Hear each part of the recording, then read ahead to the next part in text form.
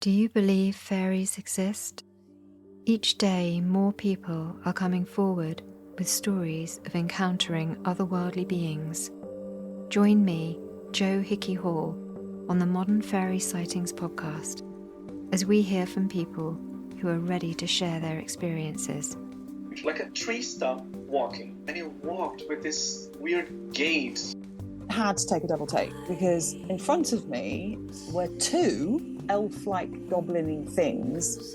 So the red light was gone, and now this black shape is forming. They then stopped, looked round at us, chuckled, and then just vanished in front of our eyes. Whether you're already a believer or full of intrigue, come open-minded and open-hearted and make your own mind up. The Modern Fairy Sightings podcast on Spectrovision Radio. The following podcast contains coarse language, sensitive subjects, and will expand your mind. Listener discretion is advised.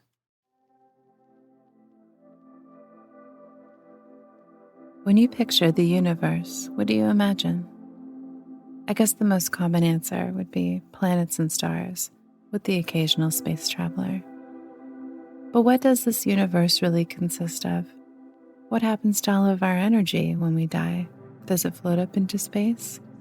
Do we all become stars? Are we what binds the universe? Why is it that human beings are so quick to dismiss the unexplained, but then admit that we don't really know everything?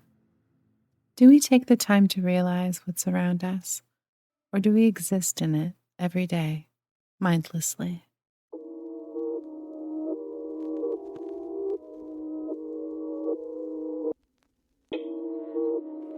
Welcome to the world beyond the veil. This is Geist.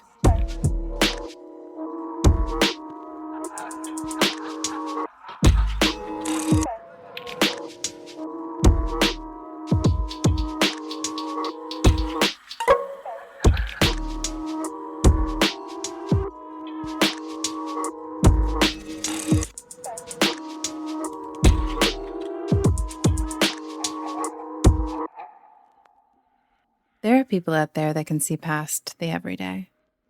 Their stories are sometimes hard to hear because you have to accept the possibility that what they experience exists. After my interview with Jessie, I can appreciate those that see differently. Or maybe they just see.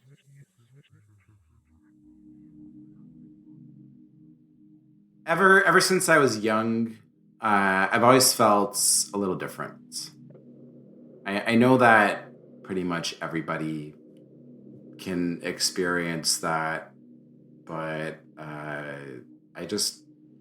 something about that angst never really quite went away for me. And I still feel different. So I guess there's something more to it. I guess some of my earliest experiences being in nursery school, I was definitely, you could call me a dreamer type, like a daydreamer type. I would kind of just retreat into daydreams, I guess, whenever we had to be in like a circle or something like that. Sitting with the group, and I just felt like, I remember having this vision of myself being filled with a golden light, I guess, is the best way to put it. And I kind of saw myself as like a gold statue.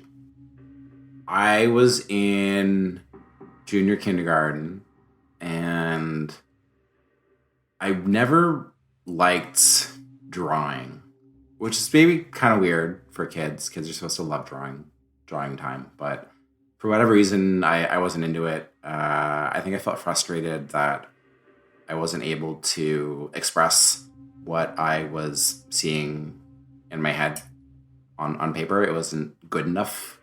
It seems like the only thing I would ever draw was like a jagged line.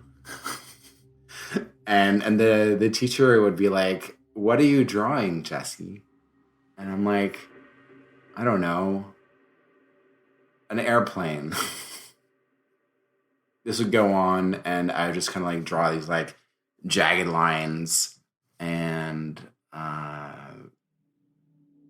they would have to draw it, like the teacher would have to kind of like write like into the booklet to say what I was thinking, and it was like, I drew an airplane.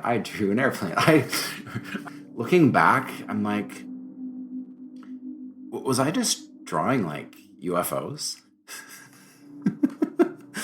Because I'm just like drawing these like lines in the sky, like flying things, like very one-dimensional. And I don't know. Part of me likes to think that maybe I was just drawing UFOs. This was just the beginning of Jesse's curiosity. Once I got to grade school, I think I was relatively comfortable in grade school. I mean, as comfortable as an awkward, shy kid could be. What really brought me joy was reading.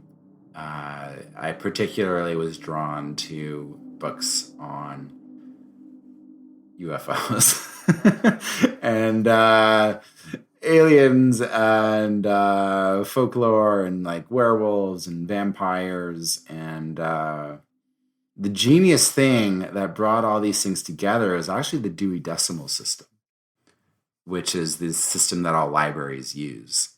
And section 0.1 to like 0.4 all are in that realm of the unknown and in the realm of folklore and paranormal activity and parapsychology. The unknown became fascinating to Jesse because he started to experience it at an early age. I started to see energy when I'd say it was maybe like 10 or 11. So I grew up in France and got taken around a lot, did a lot of sightseeing. And I remember being on these medieval ramparts by an ocean, and it was an overcast day. So I was just kind of like stare off, and I remember staring off into this overcast sky, and I started to see like these sort of like energy lines in the sky, like pathways. The closest thing that I could compare it to is like I remember seeing this nature documentary where they're describing the paths that birds take during their migrations as these sort of lines or like channels through the sky. And the illustration or like whatever like special effects they use in that documentary is very similar to the kind of things that I saw. That led me to experiments with seeing things that weren't necessarily there. Like I started to see auras around trees, around tree lines. Like, I mean, I can still do this. If you're like looking off into a horizon, or a tree line, if you stare into the sky and let the environment reveal itself to you rather than trying to see what's there, then it would start to happen in his sleep. I also used to have this recurring dream. And so in my dream, I would wake up, I would get out of bed, there was like a ghostly line, multiple versions of myself that were walking in this line, and they were walking in front of me and behind me. I would fall in line and walk out the door, down the hallway, and get to the stairwell, and then it would just cut out. To me, it's some sort of evidence of the multi-dimensional self, that there are infinite versions of us that exist out there, and the dream space. Dreams are a key to accessing those versions of ourselves.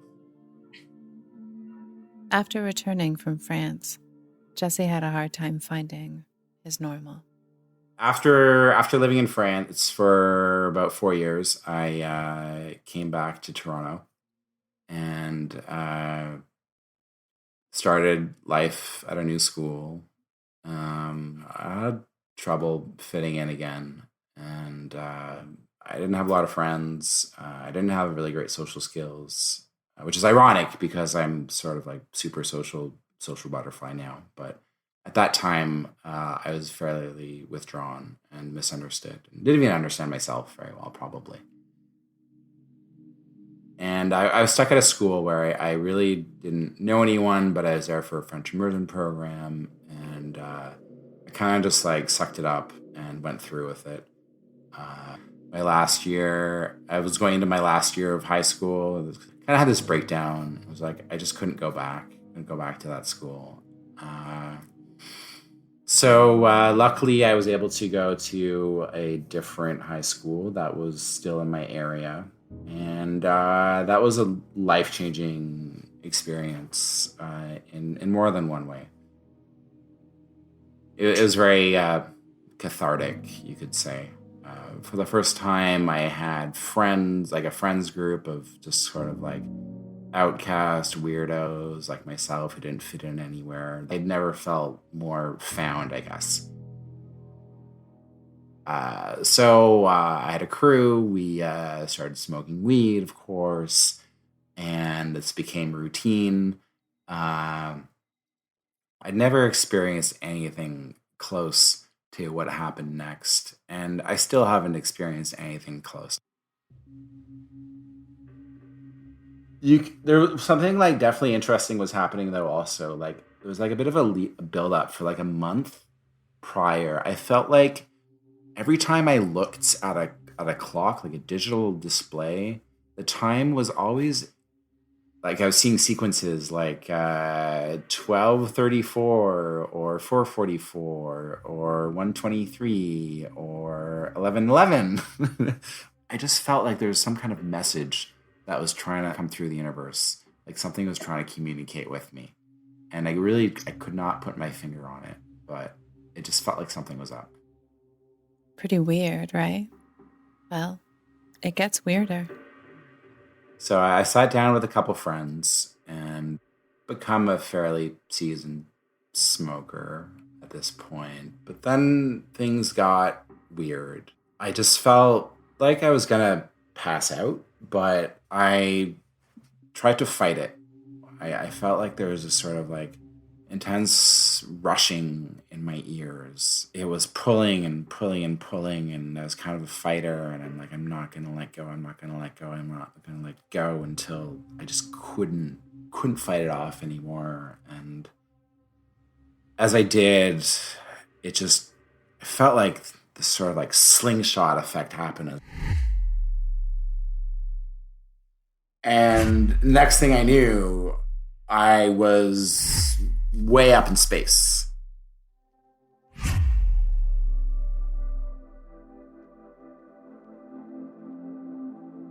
I was surrounded by a blue bubble of energy, and I could sort of make out the crest of the earth in the distance, off in the distance, and there's definitely like stars around me. But mostly it was this blue light that was surrounding me.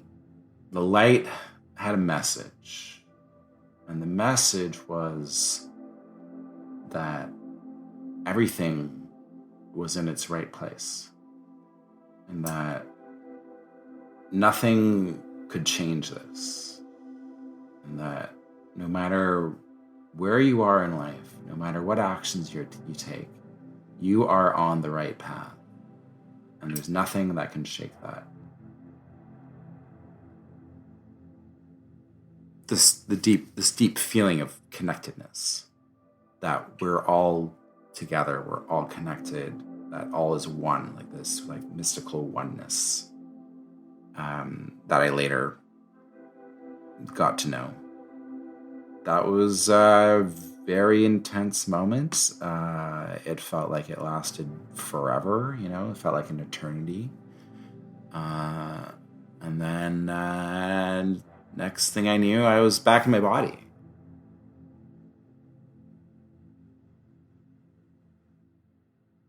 Waking up with my head in my lap and kind of like coming to and asking my friends, I'm like, hey, what happened? You're here? All is good? Are you okay? And I'm just like, yeah, I'm fine. I'm just going to chill. And they're like, okay, cool. Yeah, you do that.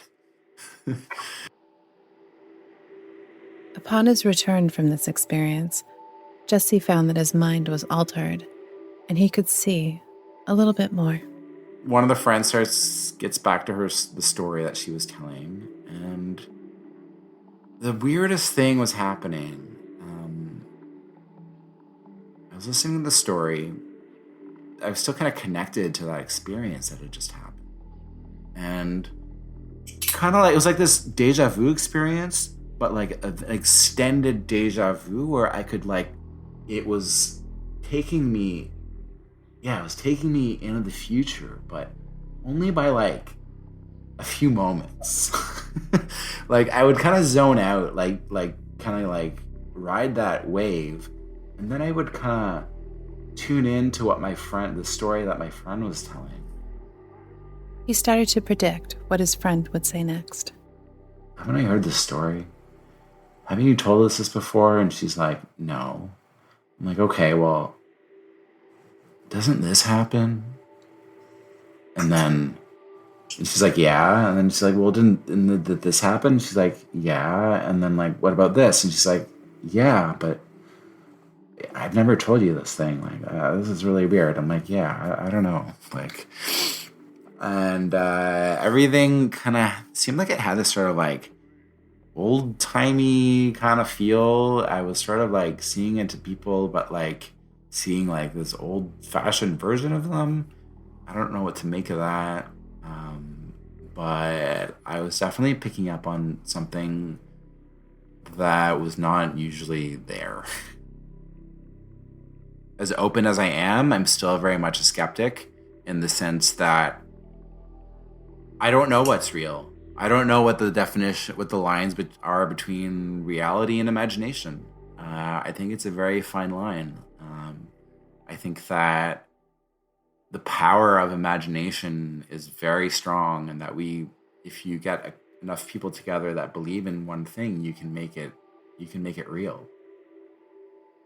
This experience led him down a path of spiritual enlightenment and future learning. He wanted to understand why this happened. So after that, I had that experience. It took me about a year to process it. And I guess I became like a bit of a seeker, you could say, whether I knew it or not. I was looking for meaning eventually, looking for an explanation for that experience. And if you were to mention spirituality to me, I would have thought that was something like the images of like I don't know, like old ladies in church basements is kind of what I thought of when I thought of spirituality, because I guess that's kind of what I'd seen in like books in the library. I don't connect to that at all. I didn't see the link. I didn't understand that there was a link in like a hierarchy to that like I do now. And that's pretty much what I feel had happened in that moment. I'd communed with a higher source, and it didn't really make sense to me. I'm like, why me? Like, what did I do? I don't think I've done anything special in my life. I've never thought about this stuff very much before, other than being really into aliens and ghost stories. And I guess that's kind of what started me on a spiritual path.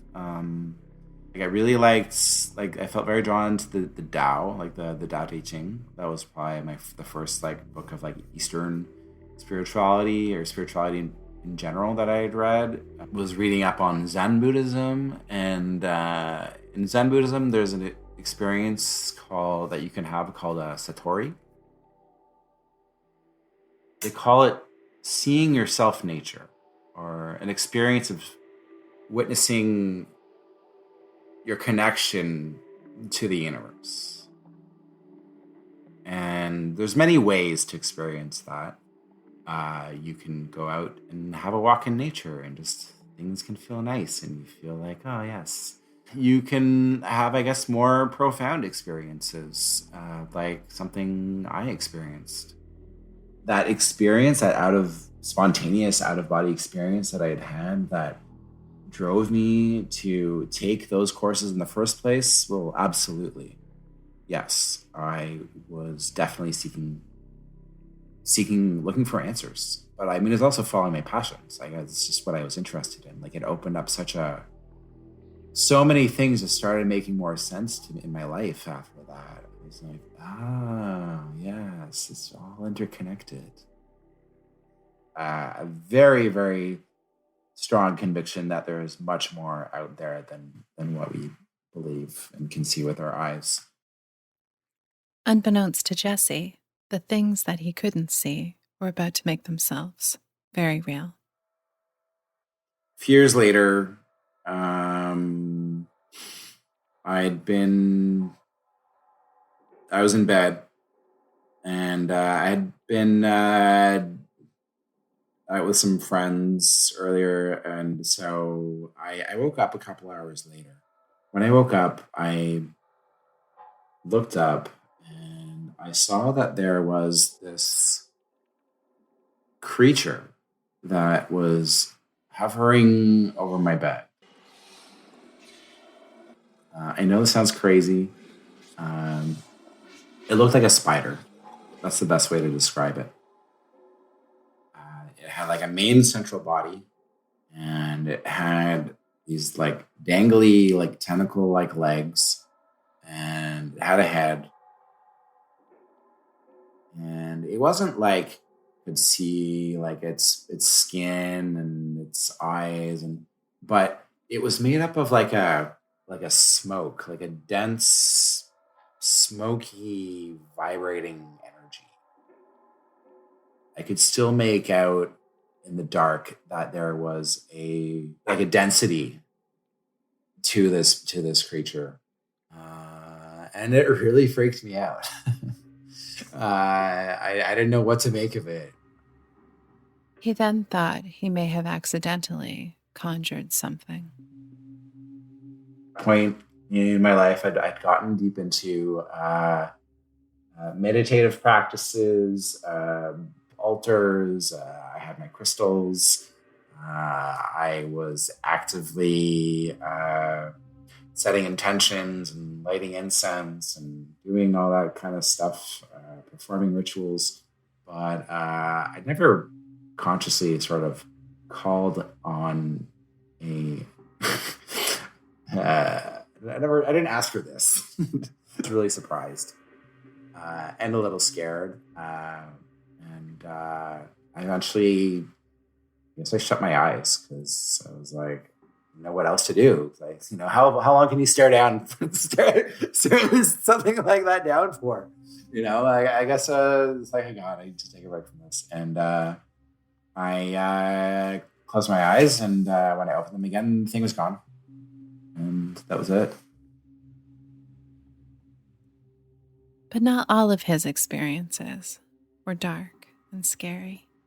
At that point in my life, like I said, I was pretty into my meditation practice. And one thing that I particularly enjoyed at that time was just sitting out in the sun, a quartz crystal, particularly a larger one called a gazing stone, which has a larger surface that has a bit of like what you call a veil, which is like a cloudy sort of cloudiness to it. If you get into it enough, that veil will lift and things can be revealed to you. With this particular episode, I was sitting in my backyard with the stone, happily meditating in the sun. And when you're meditating, you don't really keep your eyes open, but you don't keep them fully closed either. So they're kind of like half open, half closed. And first, I guess I felt like a very like comforting presence around me. And I saw a pair of these ghostly, feathery white hands put themselves around my hands. There was no particular message that came with it. There was no voice in my head that I remember. There was no earth-shattering revelation in any sense, but it just felt nice. It was just felt like this very comforting presence was around me. I'm not sure. Was it an angel? Was it a guide? Was it a spirit passing through? I mean, I guess it would probably be a guide. That would make the most sense. I'm not one, unless I've been given like a specific message or it's written down or I don't know, I can find evidence of this, then my empirical mind will just accept it for what it was and move on.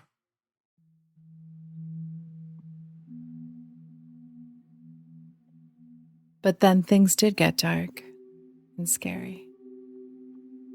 I really haven't had many encounters with ghosts. I've definitely like picked up on vibes and feelings and people's energies. Not very often energies of things that aren't around me. But one did make itself known quite strongly one time. I was actually part of a ghost hunting show. It never quite made it to air. It was like the concept was send a group of people to Fort Erie, which is one of the more haunted historical locations in Ontario. Our mission was to just run around for the night, leave the cameras on, and record whatever you can. My evening was pretty uneventful for most of the evening. Nothing, I don't remember picking anything up too interesting until the very end of the night. I was with a group of people and we were in the second floor of what was the barracks building. Everybody's cameras had died. We're just kind of, I guess everyone's like technically just like recharging our own batteries at this point. Out of nowhere, this cold gust of air came through the room. That definitely got people's attention. Then came the feeling that was that the hair on the back of your neck goes up and it's like this icy cold like vibe that comes through. And it was followed by an orb. Some ghost hunters have claimed that orb-shaped visual artifacts appearing in photographs, video, and in person are spirits of the dead. They present themselves as glowing white balls of light. Glowing orb, kind of the same sort of like smoky energy that we had described earlier with the spider being. And it came with a voice. Manifested itself as my voice in my head. But it had a very clear message that was definitely not from my head. It was saying, go away, go away, go away. You're not wanted here. Go away. That freaked me out. I mean, I think everybody was just like literally scared. We're just frozen. Everyone's just like frozen solid. It made its way through the hallway or through this building. Maybe like after a minute, it disappeared. The energy dropped in the room quite quickly. People snapped out of their paralysis. I'm not sure if can't remember if people really acknowledged what had happened. It seemed like people weren't really sure what had happened. And one thing that was definitely observable was a cold patch of air that was left in the room, specifically in the area where the orb had disappeared. And like you could really feel the perimeter of this patch of air, which was super cool because that's what you call ectoplasm, which is like sort of like the psychic residue left by spirits, not just a term made up by Ghostbusters.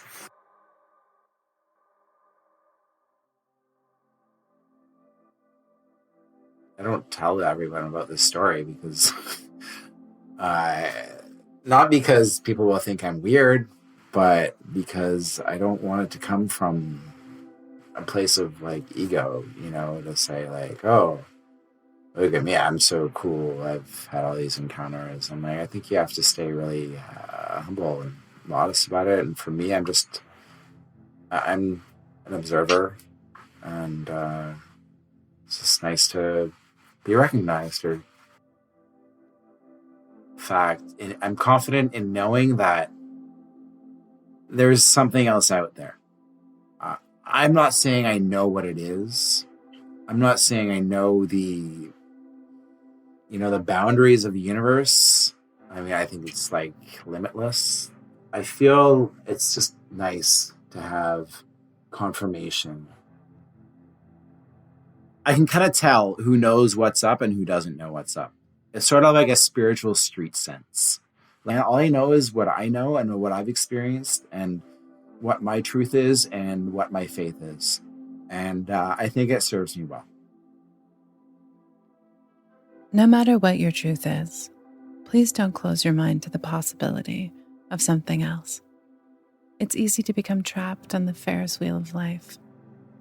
You never know what you might miss.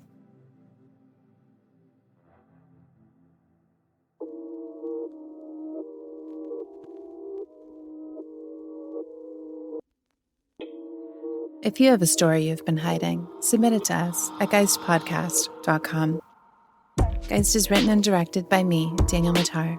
Original score and sounds by Beau Jensen. Geist web artwork is by Jake Carruthers.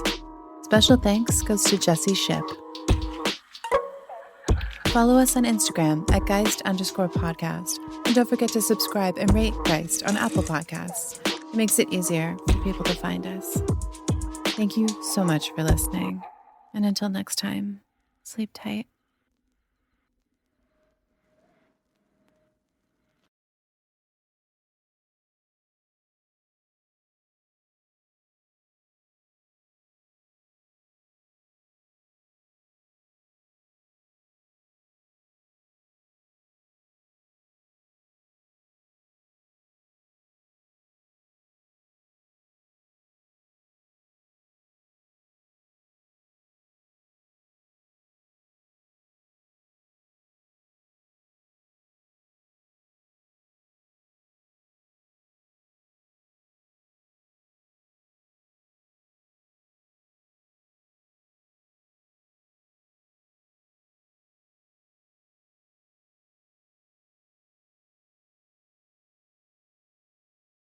Now receiving frequency transmission.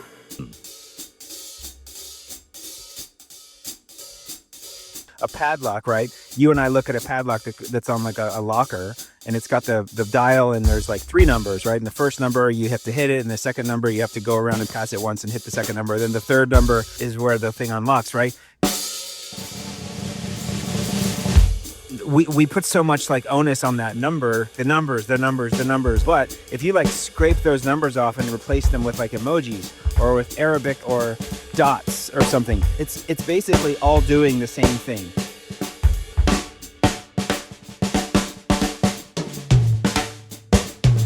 Maybe religion or all these stories, these spiritual stories, are all sort of like the different iterations of those symbols that I was just talking about.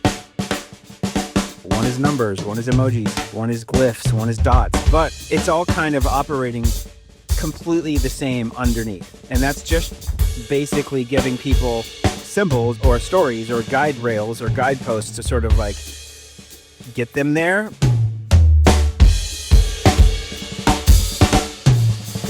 The numbers.